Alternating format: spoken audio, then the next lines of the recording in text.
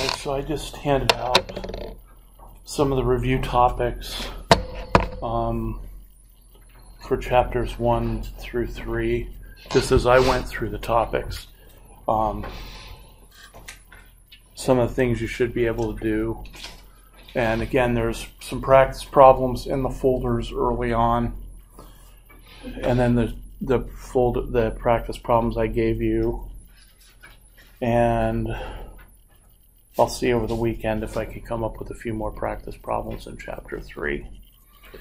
But there may be some stuff in chapter 4 that we'll do that'll be on the exam, but that's going to be the stuff for next week, for next Friday's exam. And I think I have on the schedule Wednesday listed as a day for sort of review or questions. But by all means, if you have questions before that, get them to me or come in and sit down and we can go over them. And I'll give you, as soon as I think more about the exam, a little bit more in terms of format. I can imagine you having to both write down the names as well as maybe a multiple choice in terms of some of the naming, particularly the more complex naming. But if there's something that's not on this list, it doesn't mean it's not there. It just means when I went through quickly and wrote down, those are the things that if you can check off, do I know how to do this or don't I? Or do I need help? Okay, so I want to go right into finishing up chapter 3 in terms of where we were at the other day. So I may ask some questions during this, but we're not going to start with, I don't know, in acid-base stuff there wasn't really anything to start with right at the moment. So here's where we were at the end of class on Wednesday. We talked about the idea that that when you're looking at either a one-step reaction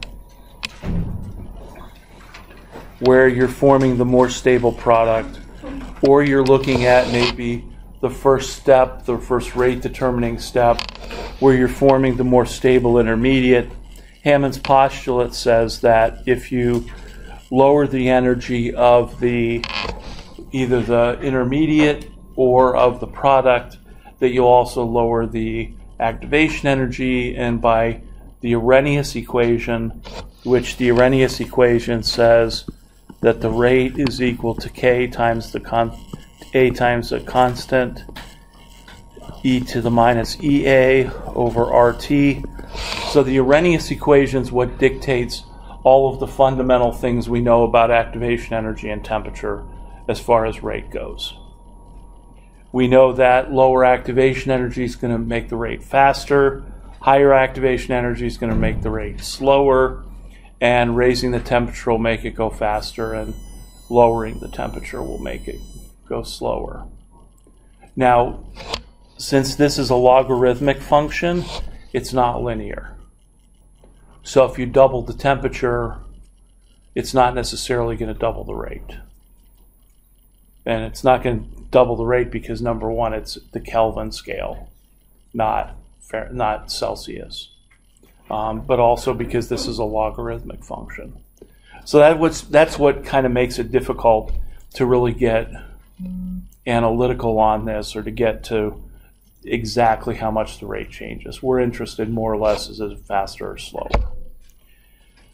So when we look at a reaction, then the one with the lower activation energy is going to be faster. And so what I wanted to do, the section in chapter 3 that we didn't get a chance to talk about, was what they call kinetics versus thermodynamics. And I just want to talk about the basics here that we can understand from a reaction coordinate diagram. So the reaction coordinate diagram I'm going to draw looks like this. I'm going to start out at some sort of carbocation intermediate. We'll get to the specifics of this, I don't know, probably next semester. But just the idea here. If I have a carbocation intermediate that can react more than one way, And you could say, well, how can that happen? It can, trust me. But what we have to realize is that reaction coordinate diagrams aren't highways. There's not just one route.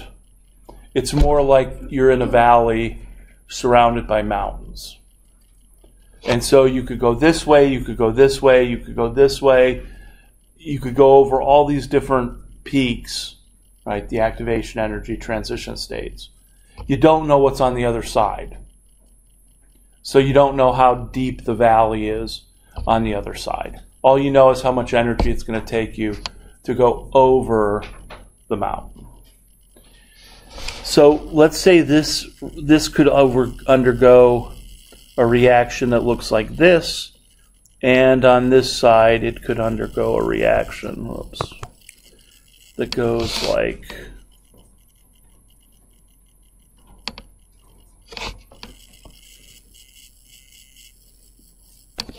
that.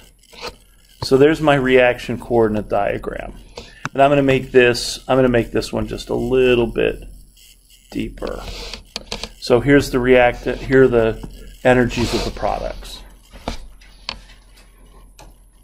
Okay. So it can go either way.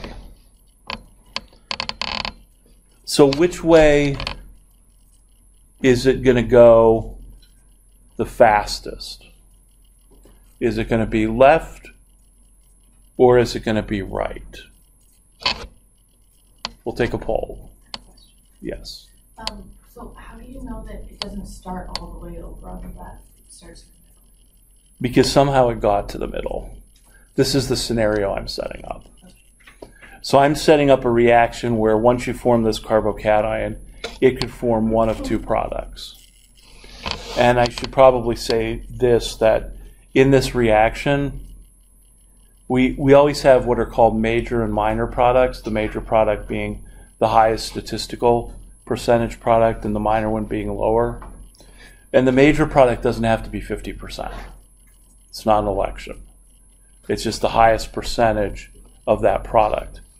So when we get to doing reactions, you're going to hear me say a lot, what's the major product of the reaction? Now, in this case, if the reaction that I was going to do, and if you push me, I'll give you a little bit of a taste of the reaction that could happen, because we could probably barely understand it at this point, but we could. If you said, what's the major product of this reaction? I would answer, it depends. And then you would say, well, what do you mean? What's it depend on? Well, it's going to depend on the reaction conditions. Am I going to do this reaction at a high temperature, low temperature, long time, short time? So we do have reactions where we can sort of change the major product by changing the reaction conditions. And that's what the kinetic and thermodynamic terms are. And this is going to be the general diagram for that. So once I form that carbocation, this is kind of the rate determining step of the reaction, as the second step. So which way is the reaction going to go fastest? To the left or to the right? How many people say left? How many people say right? And the rest of you? Don't know? Okay. Somebody give me an answer why they said left or right. If you gave me that, give me a reason. I thought it was left because the activation energy of the valley is short. No, you were doing good until you said valley. I mean, yeah, the activation energy is low. Okay, so here's the activation energy for the reaction to the right. Here's the activation energy of the reaction on the left. Which reaction goes faster? The one with the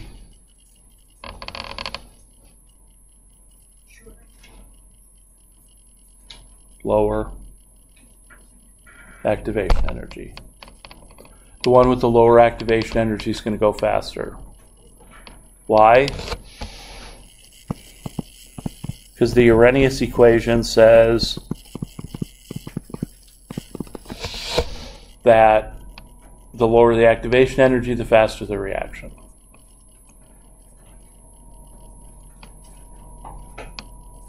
Am I losing it, or did I say that like 10 minutes ago? Could be either one. So, lower activation energy, the reaction is going to go faster. So the faster reaction is going to be to the left. Are we all okay with that? It doesn't matter about it doesn't matter about the stability of the product. I wrote a reaction here and I can see where you may be confused, because you said, well, the lower the energy of the intermediate, the lower the activation energy. Yes, but there are reactions where it's different. And so this is one of those exceptions. So the reaction coordinate diagram looks like this. So where is it going to go faster? It's going to go faster to the right. Sorry, it's going to go faster to the left. Right, are we all okay with that?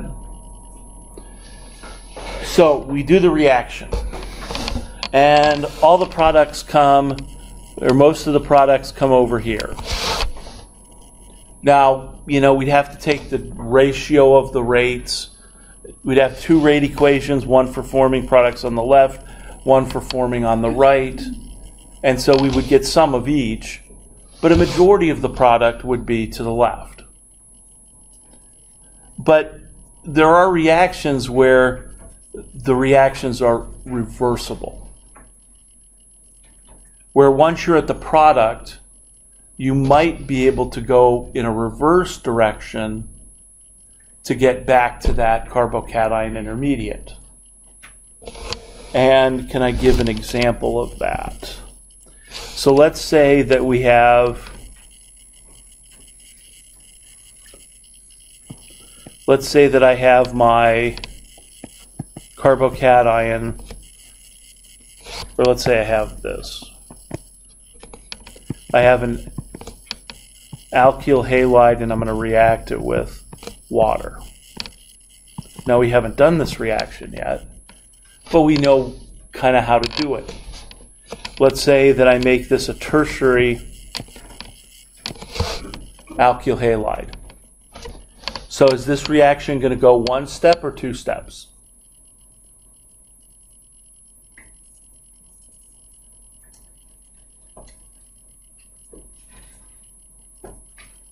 It's a tertiary halide, so is it going to do one step or two steps? From what we've talked about this week.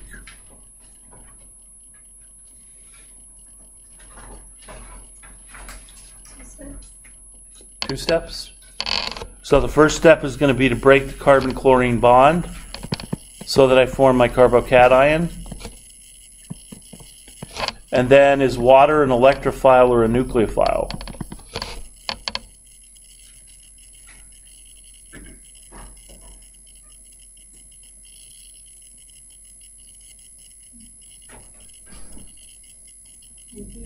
Nucleophile. It's a neutral nucleophile. It doesn't have a negative charge, but it does have a lone pair. So let's say this water molecule can then donate its pair of electrons to the carbocation. And there's nothing stopping it from doing that. Then I'm going to end up with the carbon-oxygen bond forming, and the water doesn't dissociate. It's got to react as a whole water molecule. So now I've got an oxygen with 3 bonds and a lone pair. If I determined that oxygen's formal charge, it would be +1. And that makes sense because I'm reacting a +1 species with a neutral species. There better be a +1 overall charge over here on the reactant or on the products. But that oxygen's not happy. So what does it do? Well, one of these hydrogens, we break an oxygen-hydrogen bond. We form the final product. which is the OH, plus we lose a proton. So we break the OH bond. The oxygen now gets 2 lone pairs, which makes it happy and neutral. And the H plus, then the acid, is left away.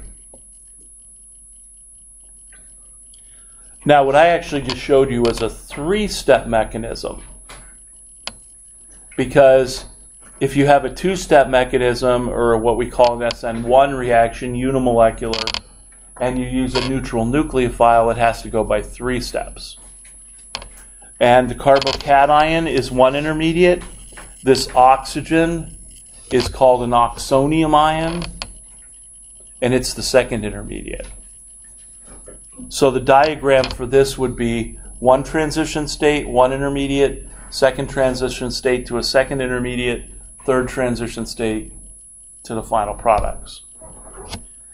But the reason I'm showing you this is because this reaction could reverse itself. In other words, what happens if the OH, the oxygen, was to donate its pair of electrons to the H+? What would happen? Well, we would form this oxonium ion. And then what happens if the water molecule was to leave to then give me a carbocation?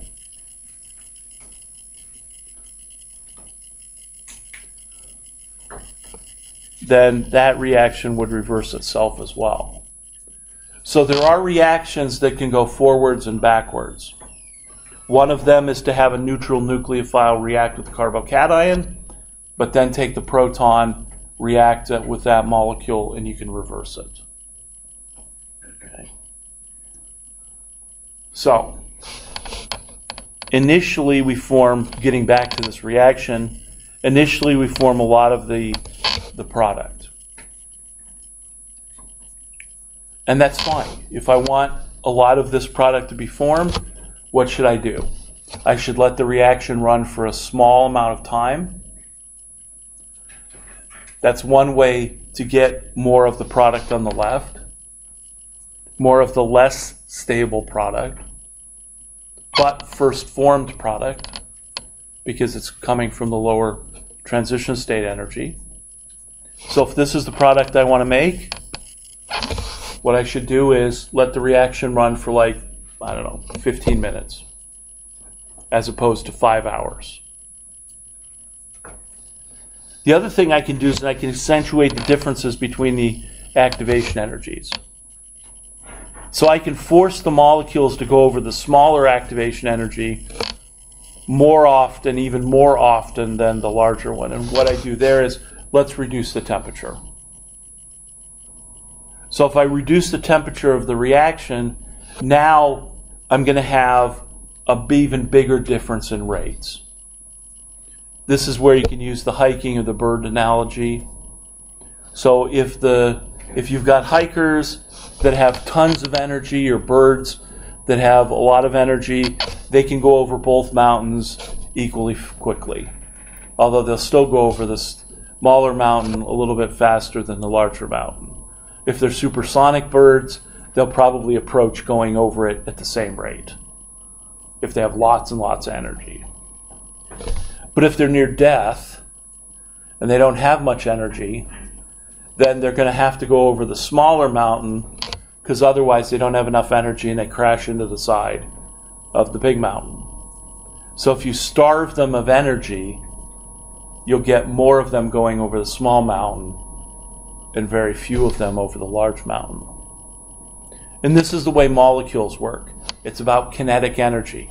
2 molecules come in, they collide, kinetic energy of one is given to the other. So if you reduce the temperature, you reduce the overall kinetic energy of the molecules. Right? That was general chemistry. Lower the temperature, lower the kinetic energy. You still have a distribution of kinetic energies, but lower it.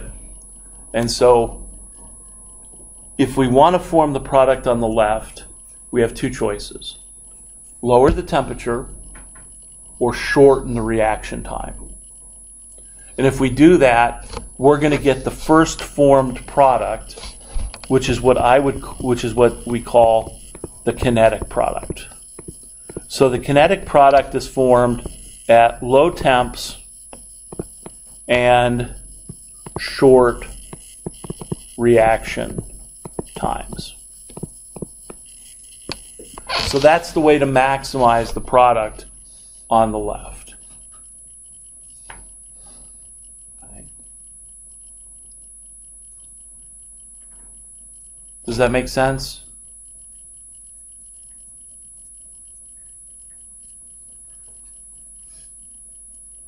I'm not seeing a whole lot of anything. Nodding, yes, no.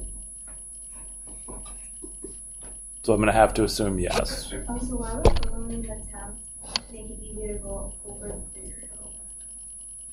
It makes it harder for it to go over the bigger hill. So lowering the temperature makes the rate of the left reaction much, much bigger than the one on the right. I'm lowering the rates both at the same time by lowering the temperature, but comparing the two, this one is going to be much, much, much faster than this one would be. Maybe at room temperature, these were like, I don't know, 1 to 100. If I go to a lower temperature, it might be 1 in 1,000. Okay, so then how would you get product on the right side? Well, that's what we're going to go to. That's the next question is, because initially I said, what's the major product? And I would say to you, it depends. And depends on what? Well, the reaction time and the temperature. So this is how we could make more of the kinetic product, the one on the left that is less stable, but has the lower transition state energy. Now, if I want to form the product on the right, what I have to do is I've got to give the molecules lots of energy. So I'm going to use a high temperature. So if this is the product I want, I'm going to use a higher temperature. And you might say there, yes, but it's still going to go over the left activation energy faster than the right one. Yes, true. But once it's down here in this product, in order to undergo reverse reaction, we now have to undergo or overcome a second activation energy, the reverse activation energy, to go from now product to reactant. And that reverse reaction might look something like this, where we have the alcohol being protonated to go backwards. Okay. So if I give this molecules, if I give them a lot of energy, I can overcome that reverse activation energy and get me right back to where I started from. But now if the molecule has a lot of energy, I don't know, 10 times out of 1,000, it's going to go over this big activation barrier and end up in the more stable product. And now if that molecule tries to reverse itself, look at its activation energy for the reverse reaction. It's the biggest of all of them. So the idea here is that once we form product on the right, it's going to have a harder time getting out of that and over that huge activation energy to get back to the middle. So initially in the reaction, we get a lot of left product. We get a lot of kinetic. But then if we run for a longer period of time at a high temperature, all of a sudden we see less and less and less kinetic product, because now it's moving to the product on the right and it's not able to get out of that valley. And so eventually that will become the major product of the reaction. And so this is what's called the thermodynamic product.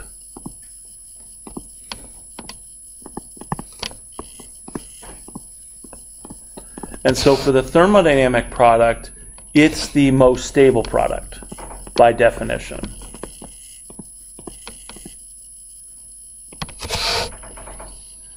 And how do you form it? Go to high temperatures, and what kind of reaction times? Long reaction times.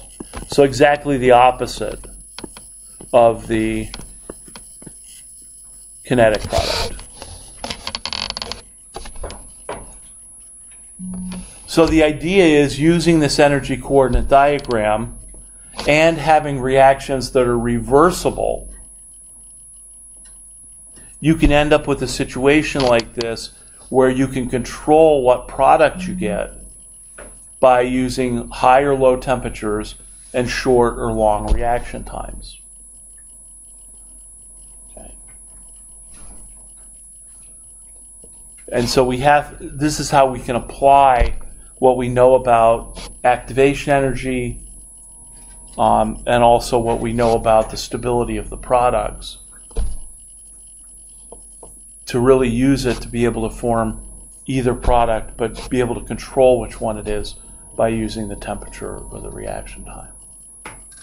So in Chapter 3, when they talk about kinetics and thermodynamics, or kinetic control and thermodynamic control, this is the kind of reaction they're talking about.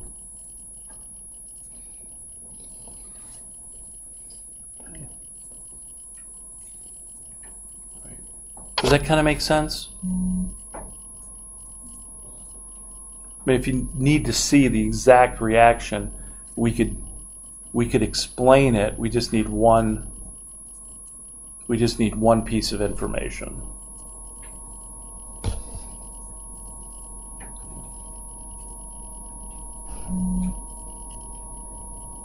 Now let's do this. So I'm going to show you how this reaction works, but we can explain how this goes. So here is a molecule called butadiene, or we would call this 1,3 bute, or no, it would be bute 1,3-diene. Butadiene would sort of be its common name. This is what you make tires out of. This is what you make rubber out of. This is the starting material for rubber. That's what the rubber plant, wherever it's found, does to make rubber, natural rubber. But let's say that I added an H plus to this. We need two things. Now, H plus is what? Electrophile or nucleophile? Electrophile. Double bond is electrophile, nucleophile. Nucleophile. So what's going to happen is this double bond is going to break, and it's going to donate a pair of electrons to the hydrogen to form a carbon-hydrogen bond to the end carbon. Okay. So I'm going to form a CH bond, a new CH bond, and then what happened to carbon number 2? It lost ownership of that pair of electrons, or one of the pair of electrons, and so now it forms a positive charge.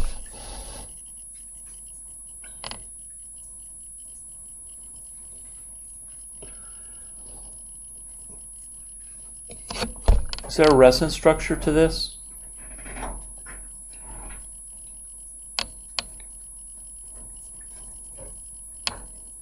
And to write that, what would I do?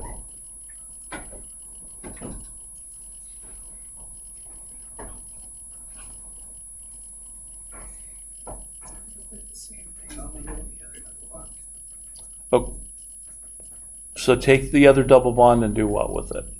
You would break that double bond. It would essentially flip. Okay, double bond's going to move towards what? The pair of electrons in the double bond is going to move towards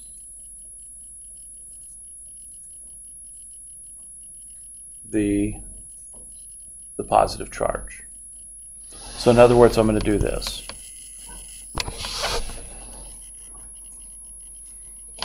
I think, let's see.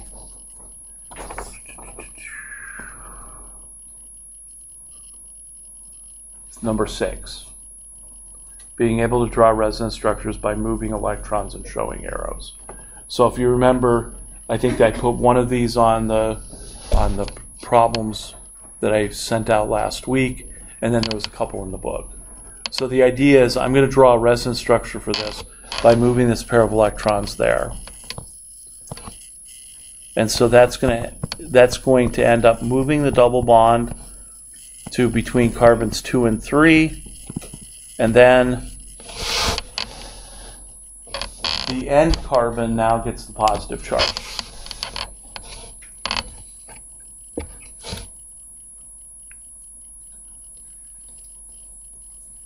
So there are two new things that we need to know.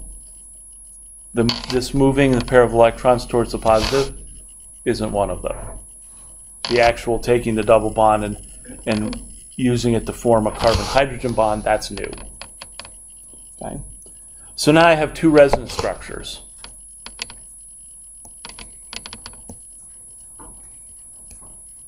Here's my question. Which one of those two resonance structures is more stable?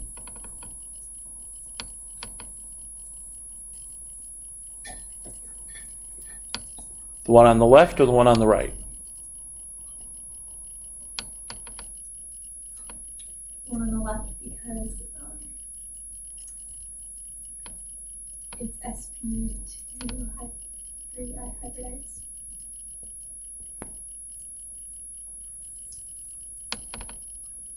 You're right that it's the one on the left. But I'm not sure the hybridization, unless the hybridization is involved in something else, there's a better answer. Why? Because it's tertiary. You're close. What's tertiary? The carbocation. No, it's not tertiary.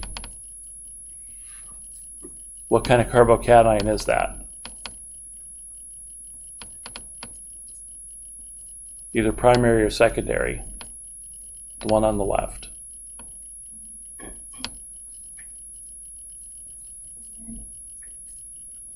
What did I hear? Wait, on the left? The one on the left. Because she said that was more stable, I agreed. And then he said because it's tertiary, and I didn't agree with the tertiary, but he's getting to it. So what kind of carbocation is the one on the left? Secondary? Do we agree with that? What's primary, secondary, and tertiary mean? Can you just explain that? That was going to be my question. So what does primary, secondary, and tertiary mean? How many carbons are attached to the carbocation? To whatever you're doing. So how many carbons are attached to this carbon right here?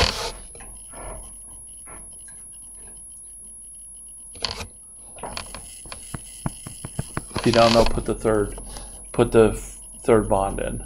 Anything with a plus charge only has 3 bonds. So it's got 2. So this is a secondary carbocation. Okay. So you're right.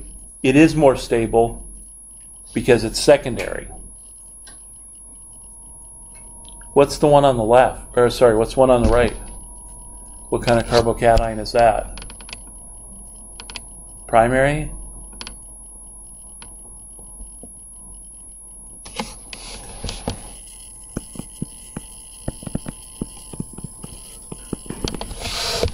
Am I allowed to draw primary carbocations?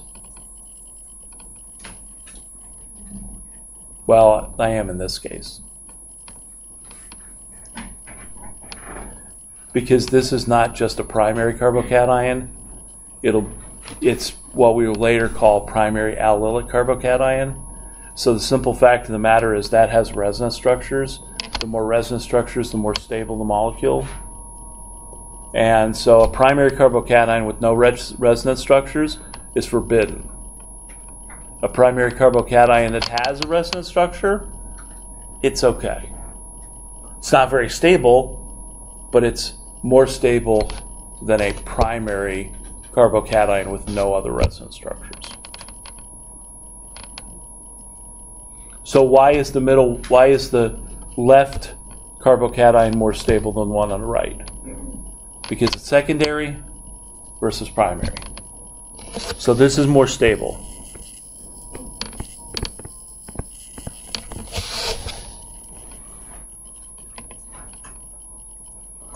Now, let's say that I have a nucleophile that's now going to come in and attack each one of these carbocations. So I have a Cl minus here that's going to come in and attack, and I got a Cl minus here that's going to come in and add to the carbocation. So I'm doing the second step of my two-step mechanism here.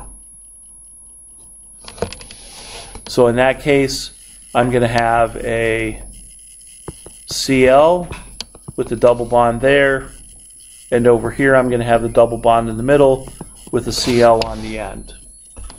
Those are my two products.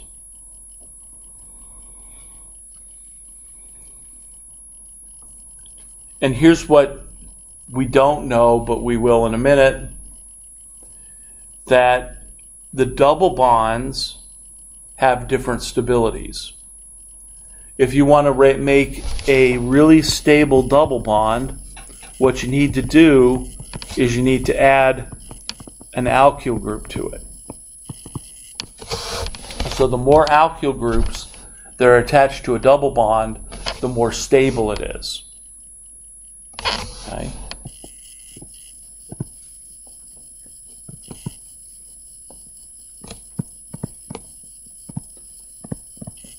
And why is that? Well, because this is not new. Because double bonds like to get electron density. And the more electron density they can get, the more stable they are. So what do we know about an alkyl group? We know that the carbon is delta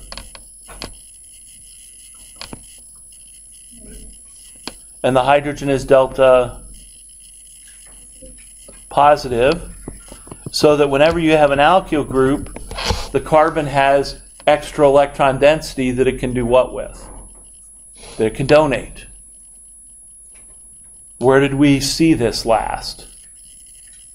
This is why tertiary carbocations are more stable than secondary, more stable than primary.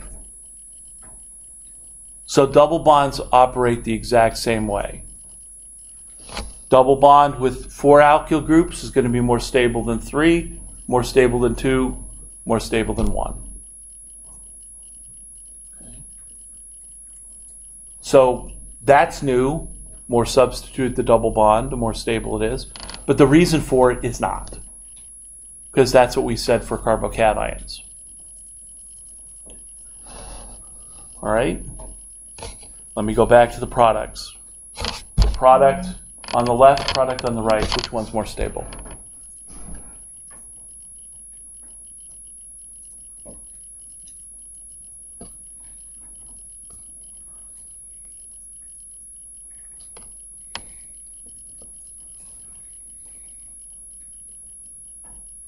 Take a guess.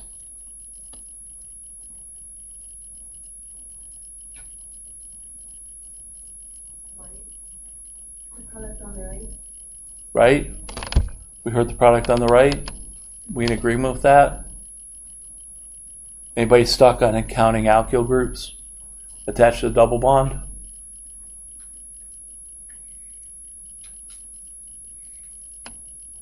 Because in my many years, that's usually where people have a difficulty. And if you do, guess what we do? We go back and we put in all the hydrogens.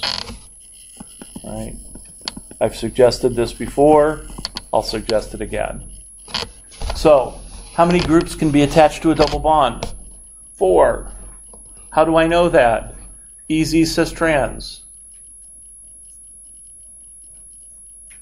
Right? So how many alkyl groups are attached to this carbon? Well, okay, I'm not going to deal with the carbons. How about I just deal with the hydrogens? So I can have a maximum of 4 things if 3 of them are hydrogen. That leaves me 1 alkyl group, which is this one. How about for the molecule on the right? 2 hydrogens. How many alkyl groups? 2. 2 is greater than 1, so this is the more stable product.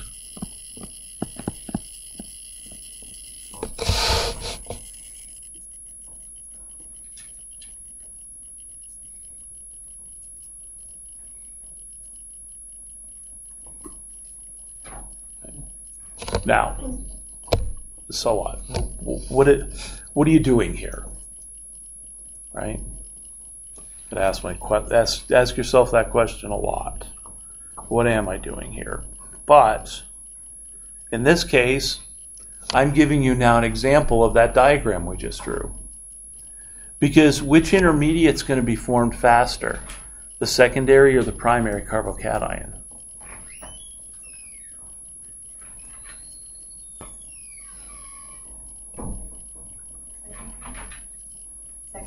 The secondary. But did it give the most stable product? No.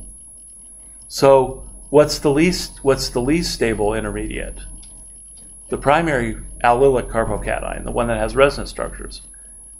But it gives the more stable product. So here's an example where I can do kinetic and thermodynamic.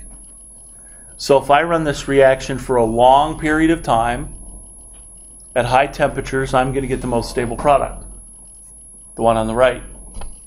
If I do this reaction at low temperatures, short times, I'm going to get the product on the left. Because this reaction has the same diagram that I showed you here. Now I'm making a few assumptions here. Like over here, I'm treating the 2 intermediates as if they were 2 distinct intermediates, when in fact they're resonance structures. So their real structure is the beginning point of the carbocation. And then I'm also saying that the secondary has a lower activation energy than the primary one does. But it's the same feature.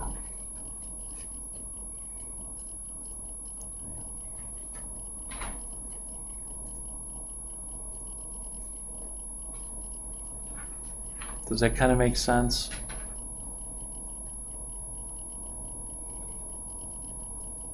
So, I mean, let's get right to the nitty-gritty. Next week, what could I do? I could give you a series of carbocations and say, which one's more stable? Primary, secondary, or tertiary? So you need to know what primary, secondary, and tertiary are and be able to identify those. Which I don't think I put on the list because you might want to put that on the list if they're not, immediately knowing what primary, secondary, tertiary are. I could ask what's more stable from the carbocation standpoint. I don't know that I would go down with a double bond, although I could now that we've talked about it. But this is how we can interpret a diagram that's a little bit more complicated, but it all boils down to the basics. The stability of the final product and the size of the activation energy.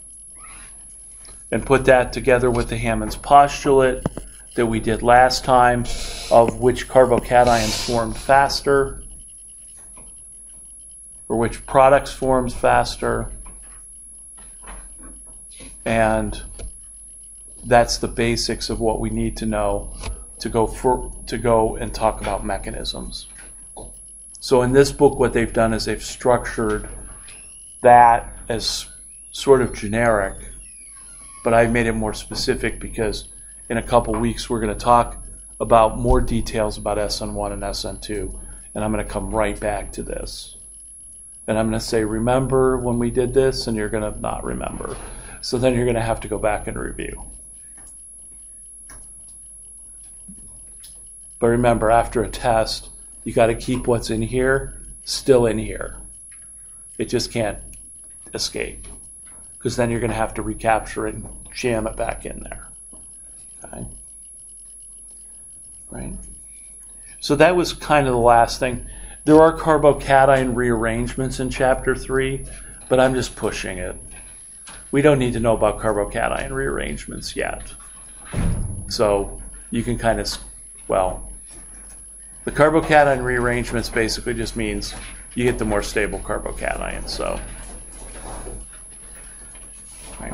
The acid-base chemistry in Chapter 4, we'll talk a little bit about, but there's some fundamental things there in terms of how to make an acid or a base. And I've got a minute here, or 2, or 5, depending on how I want to go over. I'll introduce one important topic, or one important concept for acids and bases.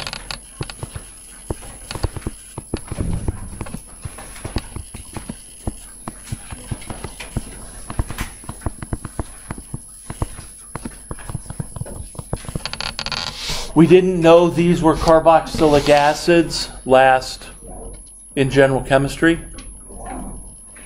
We knew that they had Kas, and so you had to do ice charts with those, right? You do ice charts and put X's in and solve.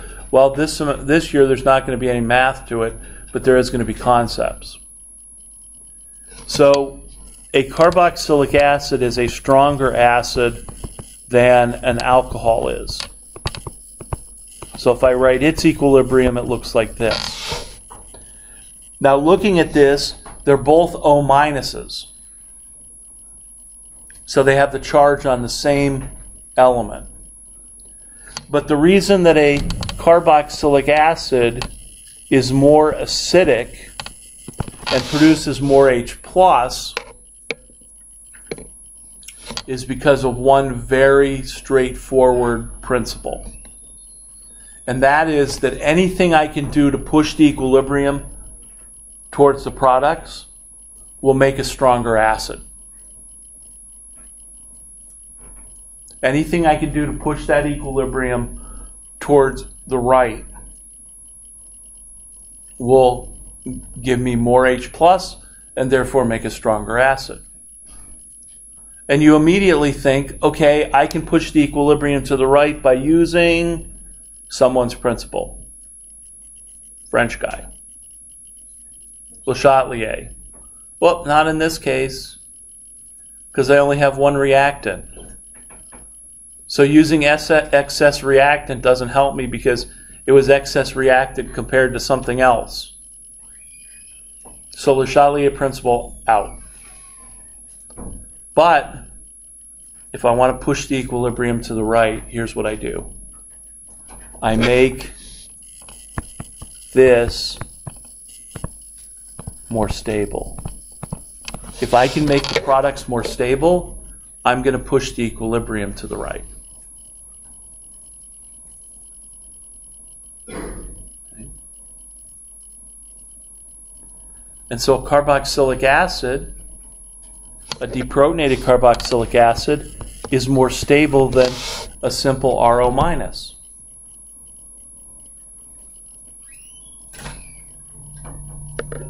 Can anybody see why?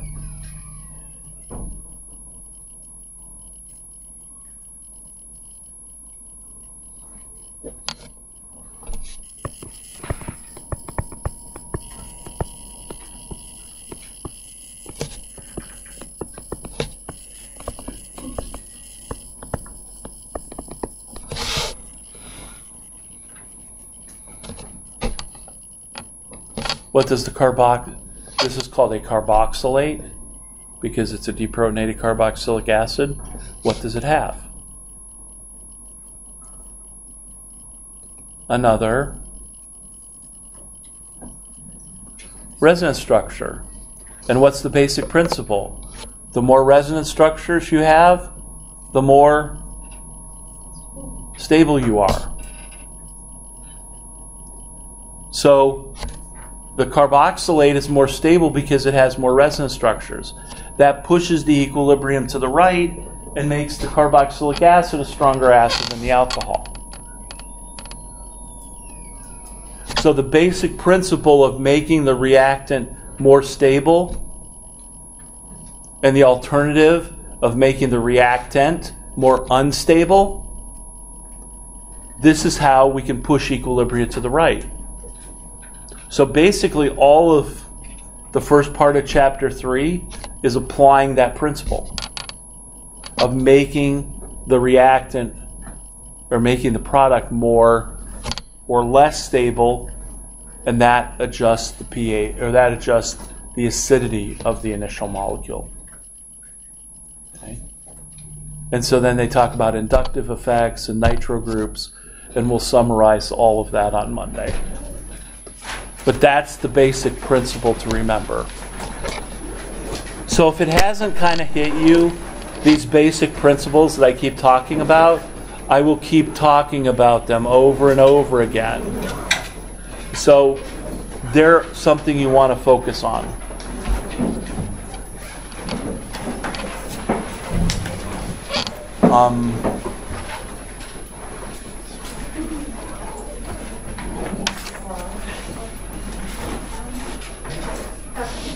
Yes. Maybe the basics of what we talk about on Monday. I'll decide. And that'll be what the reading was for today. And going into the next part of chapter 4 you can look at on Monday, but I don't know yet because let's see how much is there. Thank you. You have a card. Yes. Awesome.